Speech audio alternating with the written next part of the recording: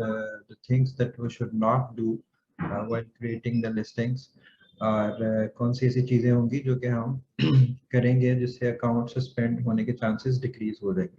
सो हम आज इस पे बात करेंगे। इसकी सस्पेंशन की दो चीज़ें होती हैं इसके अंदर। सबसे पहली कैटेगरी ये होती है कि जिसके अंदर आपकी लिस्टिंग अमेजोन सस्पेंड कर देता है, अमेजोन डीएक्टिवेट कर देता है लिस्टिंग आपकी। उसके अंदर अकाउंट आपका सेव होता है, लेकिन एक लिस्टिंग जिसके अंदर प्रॉब्लम होती है उसको डीएक्टिवेट कर देता है।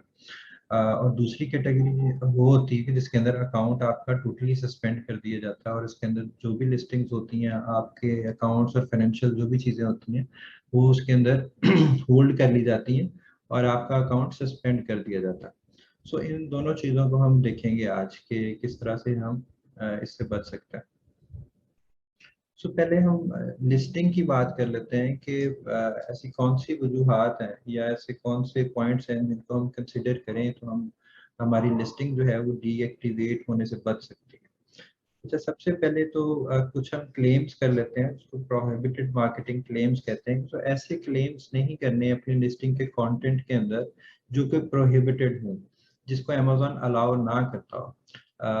फॉर एग्जांपल, आपकी जो प्रोडक्ट है वो अगर तो वो मसाज के लिए प्रोडक्ट है और आप इसके अंदर ये भी क्लेम कर रहे हैं कि आपकी जो प्रोडक्ट है उसको यूज़ करने के बाद आपका ब्लड प्रेशर भी कंट्रोल रहता है। सो ये फॉल्स मार्केटिंग क्लेम है जो कि आप नहीं कर सकते। आप अपनी प्रोडक्ट को मार्केट करें लेकिन नॉट विद फॉल्स क्लेम्स, ठीक है, इसको आपने कंसिडर करना। उसके बाद ऐसे कीवर्ड्स हैं जो कि आप लिस्टिंग के अंदर डालते हैं तो उससे आपका एल्गोरिथम ट्रिगर कर जाता है, फ्लैग कर देता है आपकी लिस्टिंग को, जिसके साथ आपकी लिस्टिंग डीएक्टिवेट हो जाती है। माइट भी अमेजोन उसके बाद आपसे कोई सर्टिफिकेशंस मांगना शुरू कर दे या आपको अलाउ ही ना करे सेल करने के लिए। सो ये कीवर्ड्स को भी हम डिस्कस करेंगे नेक्स्ट स्लाइड में कि कौन से कीवर्ड्स हैं जो कि ट्रिगर कर सकते हैं। सो कीवर्ड्स को आपने जब भी अपनी लिस्टिंग के अंदर डालना है सो वेरी केयरफुली आपने डालना है ताकि आप ऐसे कीवर्ड्स ना यूज करें जो कि एल्गोरिथम को ट्रिगर कर दे। अच्छा, उसके बाद turn of other countries if you are interested to sell in one country. For example, आप यूके में बेचना चाहते हैं अपनी प्रोडक्ट और आपकी जो मार्केट है वो सारी मार्केट्स ऑन है, फॉर एग्जांपल इटली, जर्मनी, ये सब मार्केट्स ऑन है। सो आप इनको टर्न ऑफ कर दें इन मार्केट्स को। अगर आप यूके में इंटरेस्टेड हैं तो यूके में ही प्रोडक्ट बेचें। उसकी वजह ये है कि हो सकता है कि उस प्रोडक्ट की यूके या जर्मनी में शायद कोई सर्टिफिकेशन रिक्वायर हो बट यूके में ना रिक्वायर हो। सो जब आपने एक कंट्री को टारगेट किया है सो उसी को आप सेल करें और उसके बाद दूसरी मार्केट को आप टर्न ऑफ कर दें। अच्छा, इसके अंदर एक और बड़ा इंपॉर्टेंट पॉइंट है। हम मेनली जो बैक एंड के अंदर डाटा होता है, समटाइम्स कुछ पॉइंट्स का हमें पता नहीं होता। फॉर एग्जांपल, किसी की बैटरी की अगर हम बात करें, किसी प्रोडक्ट में बैटरी है तो हमें नहीं पता होता कि ये कितने वॉट की बैटरी है, इसकी पावर कितनी है। सो हम उसको ब्लैंक छोड़ देते हैं। सो आपने अपनी प्रोडक्ट की कंप्लीट इंफॉर्मेशन लेनी है अपने सप्लायर से और बैक एंड को जहाँ सर्च टर्म्स होती हैं उधर बाकी काफ़ी ज़्यादा डाटा रिक्वायर होता है। सो उधर आपने उसको एम्प्टी नहीं छोड़ना, आपने सारा डाटा फिल करना है अपने सप्लायर से बेस्ट कम्युनिकेशन करने के बाद। अच्छा, उसके बाद एक और बड़ी ये चीज़ देखी गई है कि स्टूडेंट्स जो हैं वो पिक्चर्स को कॉपी कर लेते हैं। कंप्यूटर की पिक्चर्स को कॉपी किया, उसके बाद फाइवर से किसी को हायर करने के बाद उसके अंदर चेंजेस कर ली। आप ये समझते हैं कि प्रोडक्ट की जो पिक्चर्स हैं वो चेंज हो गई हैं, लेकिन उसका जो बैक एंड कोड होता है वो चेंज नहीं होता, नंबर वन। नंबर टू, जब आप उसको स्लाइटली चेंज करते हैं तो आपका कंपेटिटर आप पे नज़र रख रहा होता है। सो वो आपको कहता है कि ये मेरी पिक्चर्स हैं, तो अमेजोन को वो रिक्वेस्ट करता है कि ये मेरी पिक्चर्स कॉपी की गई हैं, जिसके बाद अमेजोन आपको स्ट्राइक करता है और आपकी लिस्टिंग डीएक्टिवेट हो जाती है। सो ये एक इन्फ्रिंजमेंट है। इसको ओवरकम करने के लिए या इसको ख़त्म करने के लिए आप हमेशा अपनी पिक्चर्स इस्तेमाल करें।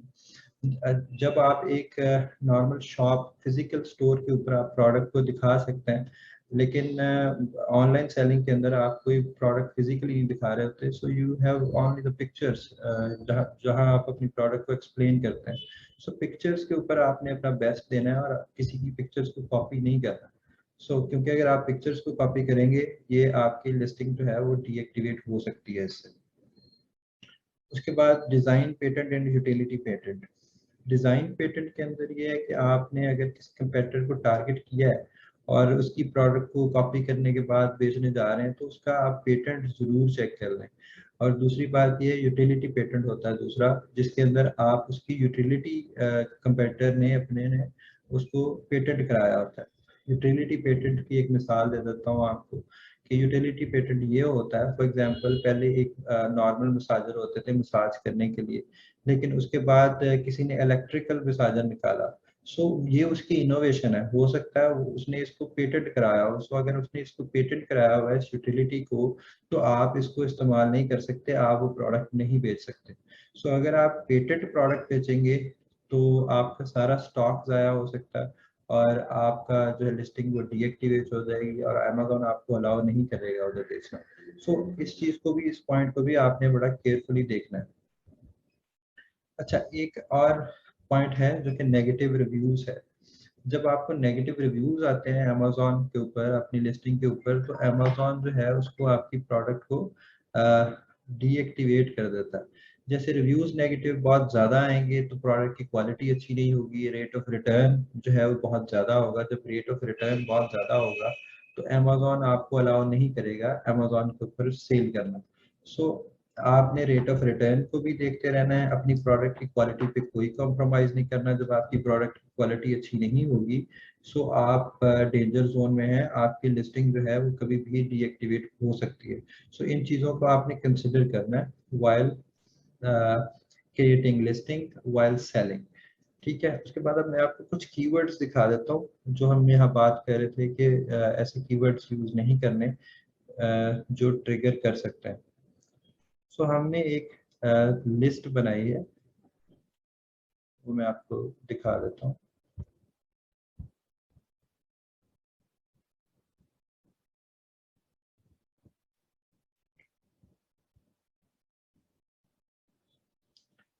प्रोहिबिटेड कीवर्ड्स की एक लिस्ट है, ये आपको फाइल भी मिल जाएगी। ये मैं आपको एक्सप्लेन कर देता हूँ थोड़ा।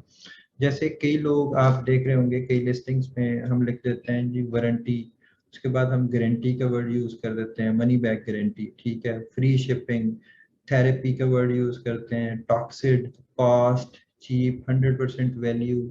ये कुछ इसके अंदर फॉल्स मार्केटिंग क्लेम के अंदर भी आते हैं और कुछ प्रोहिबिटेड कीवर्ड्स भी हैं। जैसे कि वारंटी का अगर हम यूज करें वर्ड, आप को अलाउ नहीं है कि आप वारंटी का वर्ड यूज करें अमेज़न के ऊपर। और उसके बाद चीप का वर्ड यूज कर सकते हैं। नो कीवर्ड्स लाइक डिस्काउंट और सेल, आप खुद कोई कीवर्ड इस तरह का नहीं लगा सकते अपनी लिस्टिंग के अंदर।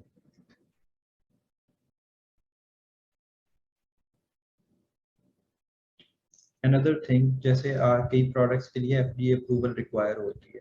अगर एफडीए अप्रूवल रिक्वायर है किसी प्रोडक्ट के लिए और आपने उसको अमेज़न को सबमिट कराया और अमेज़न ने आपको अलाउ कर दिया सेल करना, लेकिन फिर आप एफडीए अप्रूव्ड लिखते हैं अपने टाइटल में, ये आपको अमेज़न मार्केट करना अलाउ नहीं करता, आपको रिमूव कर देगा। कई स्टूडेंट्स होते हैं ये कहते हैं हमारे कंपेटिटर तो कर रहे हैं, they can be removed any time. अगर आपको ये चाहिए कि आप ये चांस ना लें, अगर वो चांस ले रहा है तो आपको नहीं चाहिए। उसके बाद आप एक कीवर्ड देख रहे हैं यहाँ पे, बेस्ट सेलर, ठीक है। आप ये एक फॉल्स मार्केटिंग क्लेम है जो कि आप नहीं कर सकते, कीवर्ड आप यूज नहीं कर सकते। उसकी वजह ये कि अगर आपकी प्रोडक्ट बेस्ट सेलिंग प्रोडक्ट है तो अमेज़न आपको बेस्ट सेलर का टैग खुद देगा। आप अपनी लिस्टिंग के अंदर ये नहीं लिख सकते कि आपकी प्रोडक्ट जो है वो बेस्ट सेलर है, नंबर 1 प्रोडक्ट है। ये सारी जो टॉप रेटेड प्रोडक्ट है, बेस्ट सेलर है, ये सारी चीजें जो हैं वो अमेज़न आपको टैग देगा, लेकिन आप ये कीवर्ड्स अपनी लिस्टिंग के अंदर यूज नहीं कर सकते। ये तकरीबन 32 कीवर्ड्स हैं जिसको आप देखिएगा जब आप लिस्टिंग कर रहे होंगे कि इनको आपने यूज नहीं करना। इसके अलावा भी काफ़ी कीवर्ड्स हैं, आप इनको देखते हुए आप समझ सकते हैं कि कौन से कीवर्ड्स यूज नहीं करने, लाइक वारंटी नहीं देनी, ठीक है, और इस तरह के कोई फॉल्स मार्केटिंग क्लेम्स आपने नहीं करने।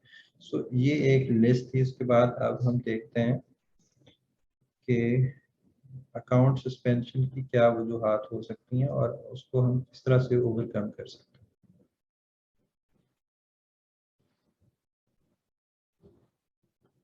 अकाउंट सस्पेंशन बहुत सारे स्टूडेंट्स जो हैं वो आर&डी टीम के पास आते हैं, जी हमारा अकाउंट सस्पेंड हो गया, लेकिन वो इन चीज़ों को फॉलो नहीं कर रहे होते। सो ये चीज़ें बड़ी इंपॉर्टेंट है आपके अकाउंट के लिए, सो आप इनको बड़ा केयरफुली कीजिएगा।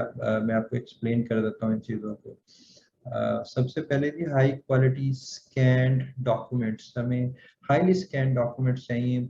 सम पीपल विल से कि आप मेरा तो वीज़ा भी लग गया था इससे, लेकिन उस पिक्चर से, लेकिन आपने वो पिक्चर यूज़ नहीं करनी, आपने मोबाइल पिक्चर यूज़ नहीं करनी, आपने वेल स्कैंड जो है वो स्कैनर से वेल स्कैंड कॉपी जो है ना वो अमेज़ॉन पर सबमिट करानी है, मोबाइल पिक्चर्स यूज़ नहीं करनी। उसके बाद आपकी जो प्रोडक्ट क्वालिटी है वो टॉप ऑफ द लाइन होनी चाहिए, ऐसी क्वालिटी नहीं होनी चाहिए जिसके अंदर 5% रिटर्न आ रही है, 6% रिटर्न आ रही है।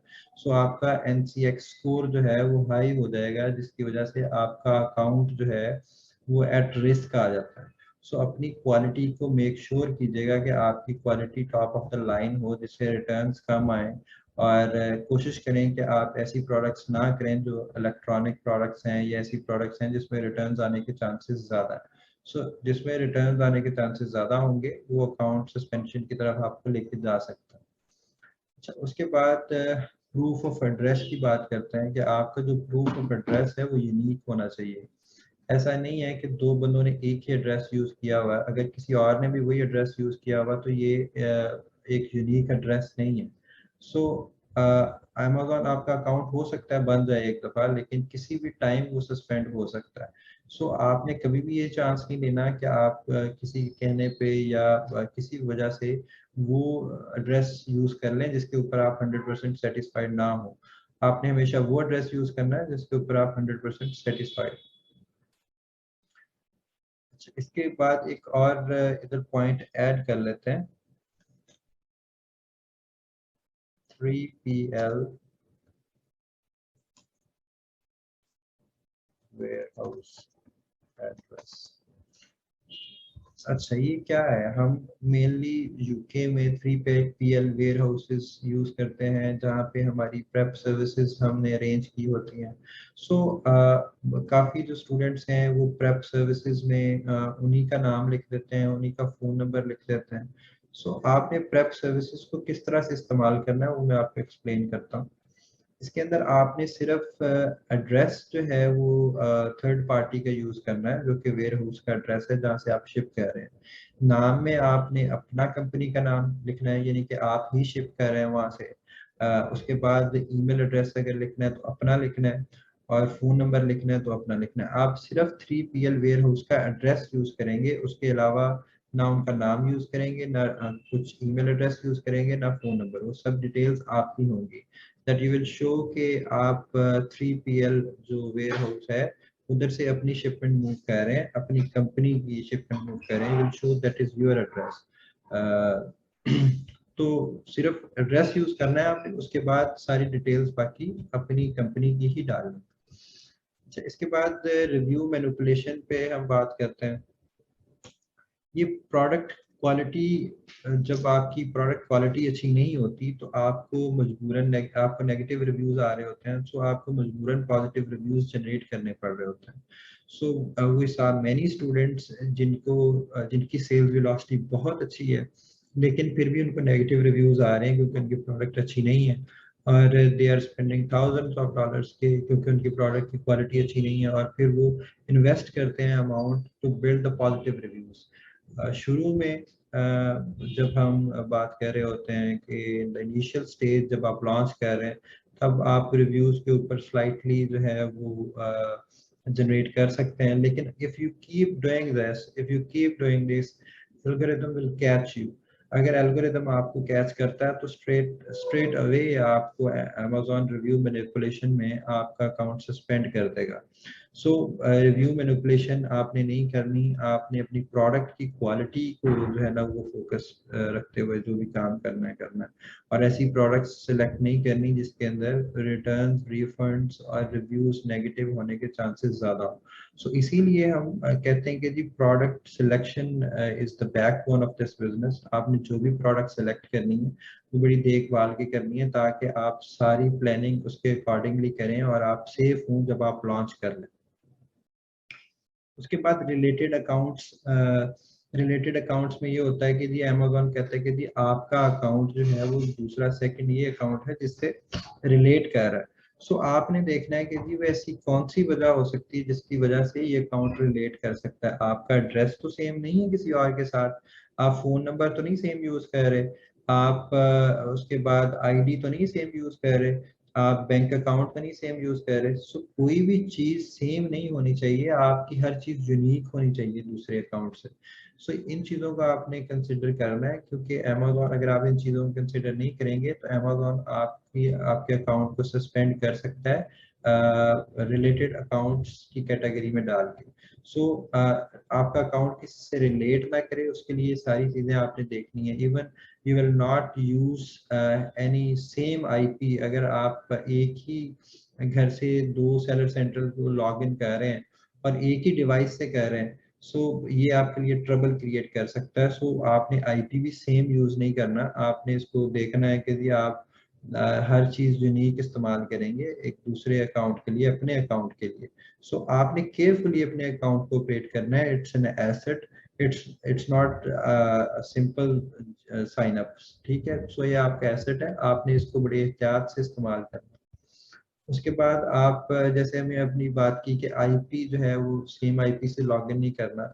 सो इसके अंदर आप पब्लिक वाईफाई इस्तेमाल नहीं करेंगे। आप ये नहीं है आप एयरपोर्ट पे बैठे हैं और एयरपोर्ट के अंदर हो सकता है कोई और सेलर अपना सेलर सेंटर लॉग इन कर ले। सो आपने पब्लिक वाईफाई भी यूज नहीं करना।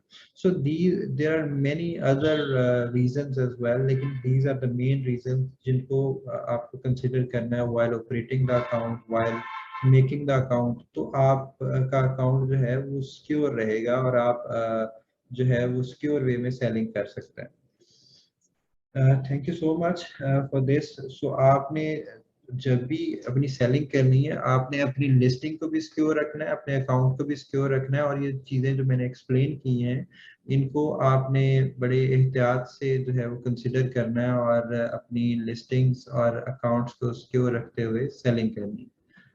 Thank you so much.